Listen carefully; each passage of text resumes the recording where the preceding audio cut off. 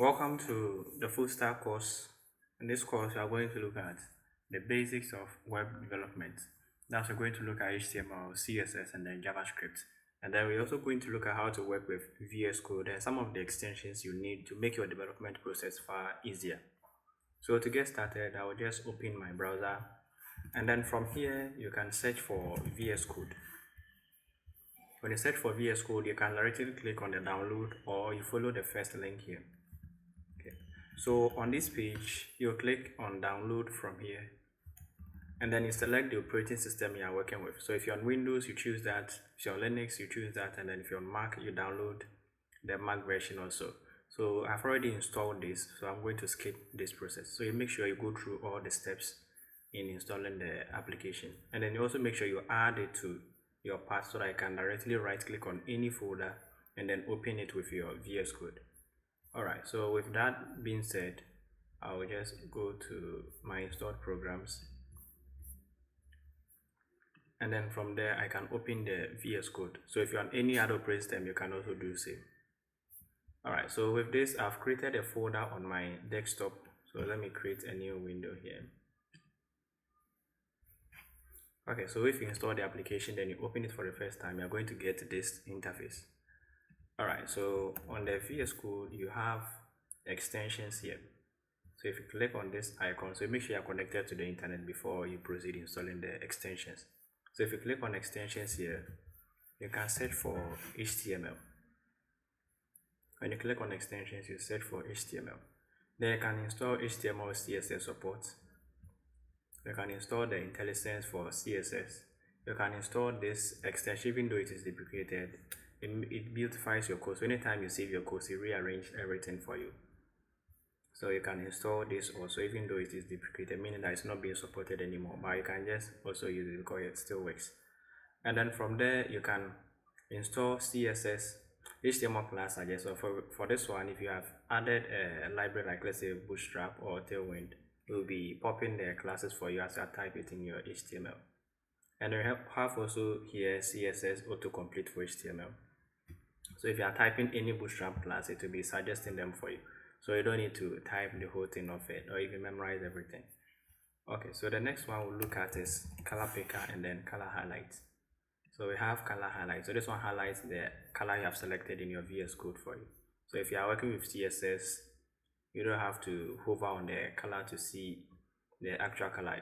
In case you are using the color code, it will automatically highlight that for you. And then we also have the color picker here, which you can choose a gradient color from the pop-up. When you hover on the color, you get the pop-up, then you can choose the color you want to work with. Alright, so I think these extensions will be okay for me to proceed with the program. Alright, so if you open your VS Code, you'll click on file.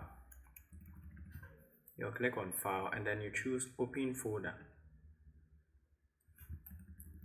Then you select the location where you kept that folder. So I've already created a folder called tutorials. This will be working from.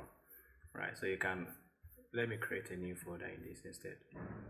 So let me call this introduction.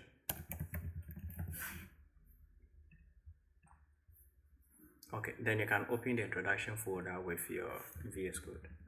Alright, so if you have it opened in your VS Code, let me increase some font size here. I think 25 is okay. Okay, so if you open the folder with your VS Code, you are going to have the folder name like this. And then from here, we are going to create an HTML file. So HTML file simply means hypertext markup language. So any document or any page we view on our web browser is called a web page. It's just like an actual document, but this one, it's in HTML format so that you can access it on your web browser also. Okay, so here we'll create a new file here. So you click new file. If you want to create a folder, I click on new folder. So you click on new file to create a file. So I'm going to name this file index.html. So you make sure the file extension for all your HTML files are .html. Okay, so the file extension determines the type of file you are working with. So we have HTML, which means it is an HTML document. Alright, and then if you are building a website, you make sure always your first page or the entry point to your application starts with index. But then if you have other pages, let's say this is your home page, You can have, let's say, about.html. You can have services, portfolio, contact, depending on the number of pages you want to create. But always you make sure the first page is index.html. That's if you host it online, you don't need to write the name of the HTML file to get to your first page.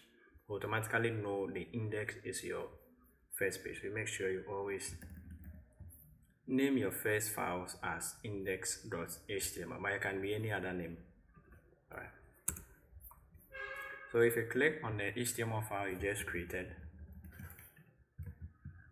you can hold your shift key and then 1 on your keyboard for exclamation. So shift key and 1 on your keyboard, then you hit enter. So this is going to generate the basic HTML structure for you. Or you can also type HTML and then you choose 5 from the option below. It's also going to give you the same thing. Alright.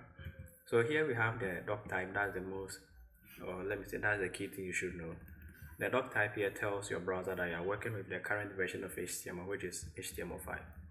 And then you have your language, your character encoding, then you have your viewport. So make sure you don't tamper with this, else your website is always going to shrink. Alright. So this makes sure that the initial scale is also always set to 1.0 depending on the width of the device. So your website doesn't have to shrink, it will always be resetting the scale to 1.0 depending on the width of the device.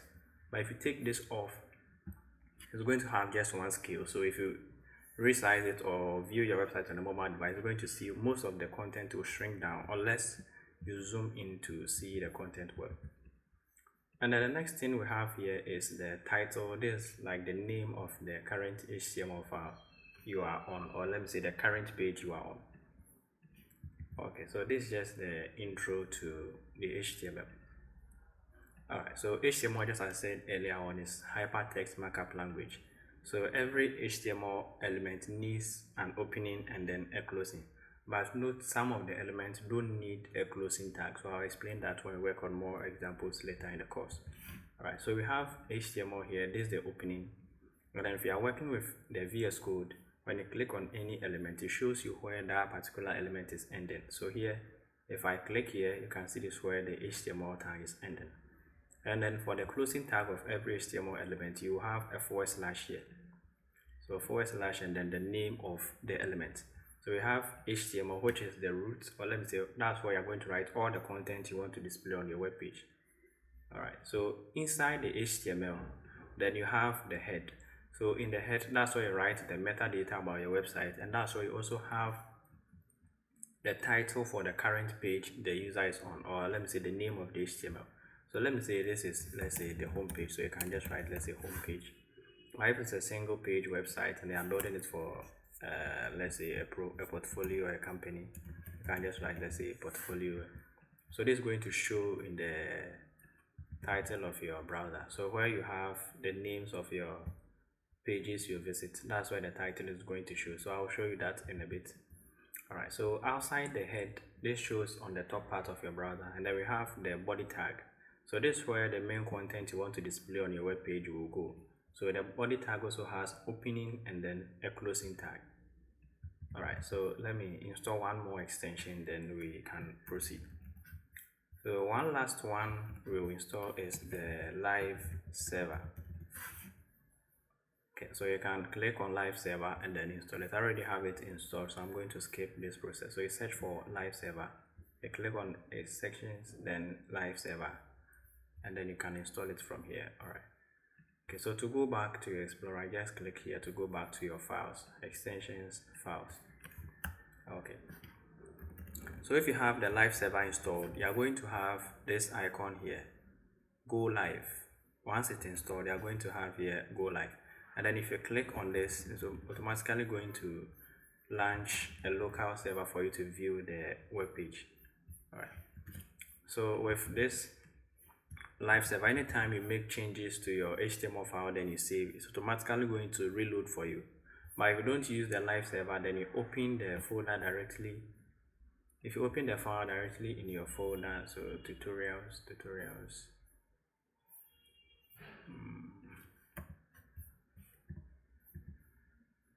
Okay, so if you open the HTML file directly from here, it's going to work, but just anytime you want to anytime you do changes, you have to save and you have to reload the page. But if you are working with the live server, you don't have to do that. It automatically will reload by itself anytime you save your program. Okay, so we use HTML to determine the structure of your web page. So you can think of a web page as a human being. Okay, so every human being needs skeleton. So the HTML is kind of like the skeleton of the human being. So without skeleton, the flesh will have no form. Okay, so the same for web pages too. If there's no HTML, you cannot add colors to anything. So the HTML kind of work like the skeleton, or let's say the backbone of your web page, where we have something we call CSS, which we are going to look at later in the course of the program. So with the CSS, just add styles, or let me say beauty, to your web page. So you can always think of the HTML as the structure of your web page, or let me just say skeleton, and then the CSS as flesh to the HTML, or let me say the skeleton again. Alright, so in the body tag, that's where you write anything we want to display here, and then just like I said earlier on, the title just shows here. So any name you write in the title tag, that becomes the name of the current page the user is on. So if you check from the VS Code website too, we have download Visual Studio Code, because they have that name in the title tag of the HTML. So any name you write here is going to display at the top here. Okay, and then to build a website, we'll use some things we call elements. So these elements are what we'll be using to build the web page, or let me say we'll be using to design the structure. Alright, so if you check, let me use this website. We have some headings here, we have some paragraphs here, we have some buttons here. All these things are elements. So we use a combination of elements to build a complete web page. Alright, so to get started, we'll just look at some of the basic elements we have in the HTML. So we have headings in HTML, which is H1 up to H6. Alright, so if you have heading 1, you can see, let me write it in here. Welcome to the first lesson. Alright, so anytime you type your code, anytime you make changes to your program, if you check here, you're going to see a white dot here. This means that the code or the file you're working with is not saved. So you can hold your control key and then S. If you're on a Mac, you do Command S to save. Or you can go through the traditional way. You click on File, then you choose Save. But you can always see the keyboard shortcut for that here. Command S. Alright. So if you save this, because we are using the live server, automatically reload the page for you. So we have welcome to the first lesson. So that's H1. So we have from H1 up to H6. And then we use this based on the importance of the headings you want to create on your web page. Okay, so let me say this is the second heading. Then let me say we will continue with adding media to a web page. We will learn how to add styles to a web page. We will learn how to add events to an element. We will learn how to build a basic web page. Alright, so let me save this and go back to the browser. So here you can see we have the element rendered here. So here we have from the H1 up to the H6. So you can see the sizes varies or changes, just like we have in Microsoft Word. So we have heading 1, heading 2, heading 3, heading 4, heading 5, heading 6. So it's actually the same. So remember I told you it's just like a document. But for building web pages, we use this extension .html.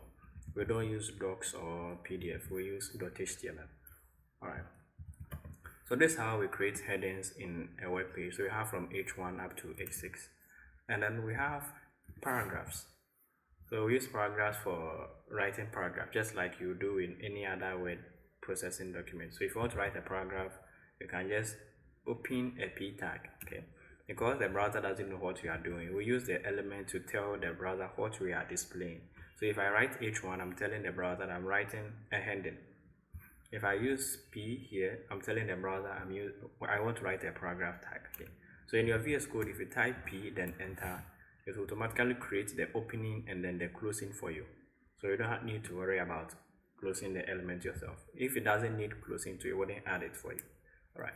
So let me insert the cursor here, then expand. Okay, so let me say this is the body of the program. So here you can write a lengthy paragraph here, then you save. So not that you have to use just one paragraph, you can have multiple paragraphs in your web page. Okay, let's say this is the second paragraph. Alright, so let me save this, go back to the browser. So if you check from the web page, you could see the way headings are rendered are different from how paragraphs are rendered. Okay, so this should tell you the element actually tells the browser what you want to display. If it's a heading, you can see the headings are bolded by default, but for the paragraphs they are not bolded. Okay, so you always have to keep in mind the element tells the browser how to display the element and then what you actually displaying. Alright, so we have H1, then we have the paragraph for creating paragraphs. We also have anchor tags. So we use anchor tags for creating links in our website. So if you want to add a link in your website, we are going to use the anchor tag. Just like you can insert a link in a Word document. Alright, so to insert a link in your website, you just use the anchor tag. So you just type A, then enter. It's going to create this for you. So here we have something we call an attribute. So we have the href attribute. So this href, this is where we're going to provide the URL or the resource you want to link the text to, or the button here to. Okay. So for instance, if I want to link this to, let's say, google.com, or let me even link it to this download page. So let me copy the URL here. So here you can just paste the URL inside the href. So href, you paste the URL here. So here I can write, let's say, download VS Code. Alright, then save it. So here if I go back to the browser, you can see I have something underlined here. So this is how the anchor tag is being displayed in a web browser. So you have the underline, and anytime you hover on it, the cursor changes to a pointer. But if you hover on text, they don't change. Okay, so you should know the difference between the anchor tag and the other elements. So if I hover on an anchor tag, it changes to a cursor. Alright, sorry, the cursor changes to a pointer. So anytime you click on it, it takes you or redirects you to that page or that resource you linked it to. Okay, so in your web page you can have different HTML files. So you can use the anchor tag to link the users to the different pages you have, which we will look at later in the program.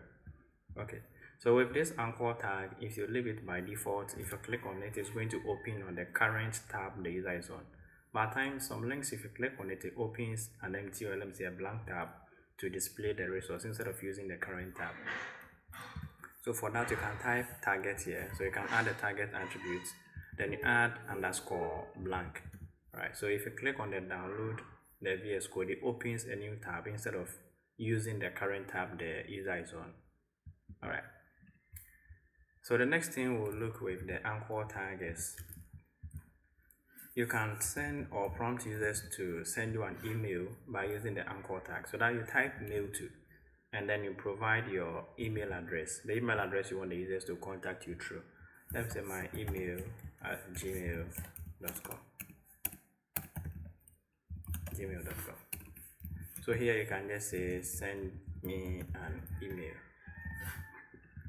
Okay, so with this, if you click on send me an email, it's going to open your default mailing program. Okay, so if you're on Windows, it's going to open your default Windows mailing program for you to send the email. If you're on a mobile device, it's automatically going to open your default mailing app for you.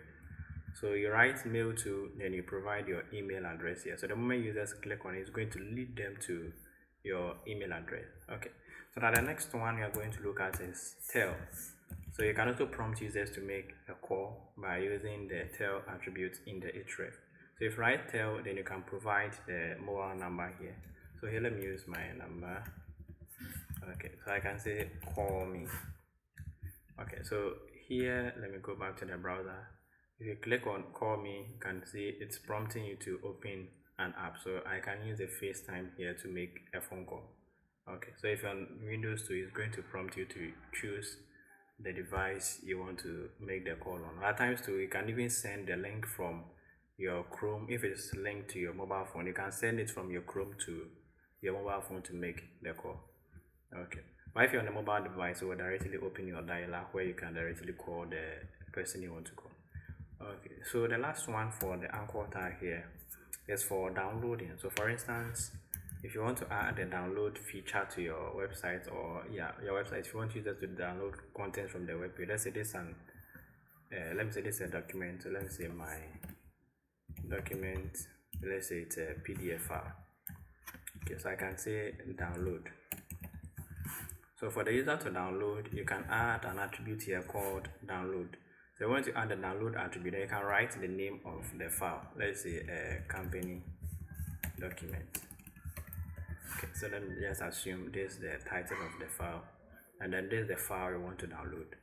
So on the web page, you can see download. So if you click on download, you have a company document. But because there's no file there, so if you see file wasn't available on site, so because there's no file, it's not going to download anything. But if you have an actual file here, it's going to download that for you. Okay. So the next thing we'll be looking at is the list in HTML. So in HTML, we have ordered list and then unordered list. We are going to go through the two. So I think that will be all for this session, so that in our next video, we are going to proceed with that. Okay, with the next element. Okay, so to create unordered list, we use UL.